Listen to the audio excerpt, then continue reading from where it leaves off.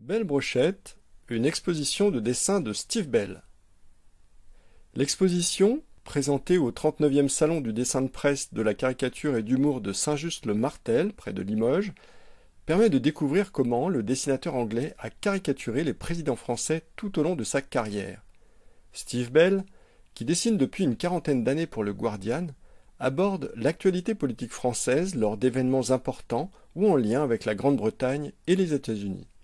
Chaque semaine, il publie dans le Guardian une bande dessinée et 3 grands dessins sur l'actualité politique. Olivier Auvray, commissaire de l'exposition. Avec les présidents français, il se trouve qu'il y a eu quelques événements en France qui ont fait qu'il s'est intéressé à eux en particulier, mais sinon donc ils sont avec Mitterrand, avec Reagan, avec John Major, un petit peu avec Margaret Thatcher. Si vous prenez Chirac, il est ciblé pour une chose bien particulière. Je pense que là il était très en colère, Steve Bell. C'est lorsqu'il a repris les essais nucléaires dans le Pacifique. Et là il y a quelques dessins de Jacques Chirac seul, et où il est très fier de ce qu'il fait, et où évidemment sa fierté est à la mesure du ridicule du dessin. Dans son travail de caricaturiste, Steve Bell procède par étapes, comme nous l'explique Olivier Auvray. Alors ça évolue, et ça peut évoluer parce que d'abord il faut qu'il se fasse la main. Et donc moi j'ai la chance d'avoir la première caricature qu'il a faite de François Hollande, qui n'est pas exposée d'ailleurs ici, qui m'avait faite une fois où j'étais allé le voir, au moment où on se doutait qu'il allait devenir président. Il me dit mais je ne l'ai jamais fait. Bon, allez dans le catalogue qui accompagne l'exposition, c'est intéressant de voir, il est assez neutre. Bon, plus ça a avancé, plus il a l'air un peu ridicule. Mais ce qui est assez intéressant au niveau de cette technique, c'est de prendre Boris Johnson. Parce que Boris Johnson, c'est un homme politique qui existe depuis maintenant pas mal de temps, et que Steve Bell connaît particulièrement bien, puisqu'il a travaillé pour lui lorsqu'il était rédacteur en chef du Spectator. Boris Johnson avait dit « Je veux qu'il travaille pour moi ». Et donc il était très content d'aller faire quelques dessins pour ce journal-là, et il disait qu'il était tout à fait très affable, très charmant. Mais bon, au niveau politique, il est aux antipodes de ce que peut aimer Steve Bell. Donc il était tout de suite, et c'est peut-être pas le seul à le faire comme cela, une énorme masse de cheveux fous sur un visage qui est devenu de moins en moins gracieux. Et lorsque Boris Johnson est devenu Premier ministre, je pense que c'est le jour même, la tête s'est transformée en une paire de fesses. C'est-à-dire qu'on a une grosse paire de fesses sur une grosse touffe de cheveux.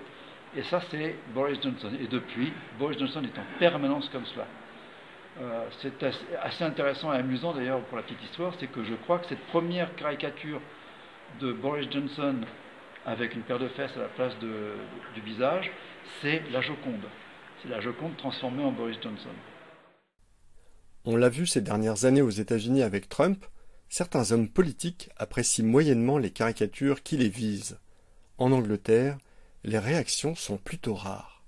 Puisque, par exemple, Cameron, qui s'est quand même promené avec une capote anglaise sur la tête pendant plusieurs années, en fait, l'a croisé 2-3 fois, il lui a demandé, mais ça va encore durer longtemps? Ça n'allait pas plus loin. Boris Johnson, je ne sais pas, et j'ai rien entendu dire.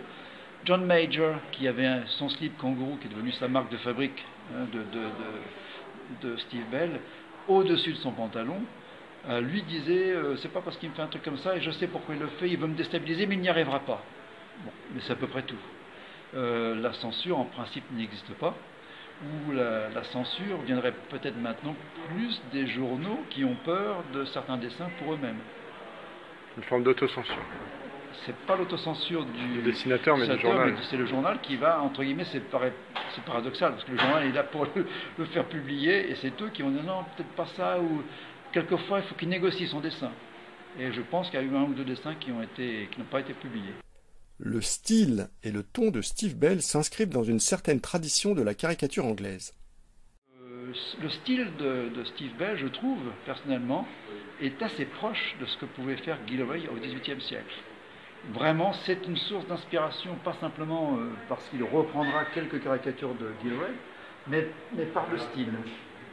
et quand on regarde ce qui a été fait au XIXe siècle, il y avait toujours de la caricature, il y avait toujours une volonté de dénoncer, mais les dessins n'étaient plus du tout aussi violents que les dessins du XVIIIe.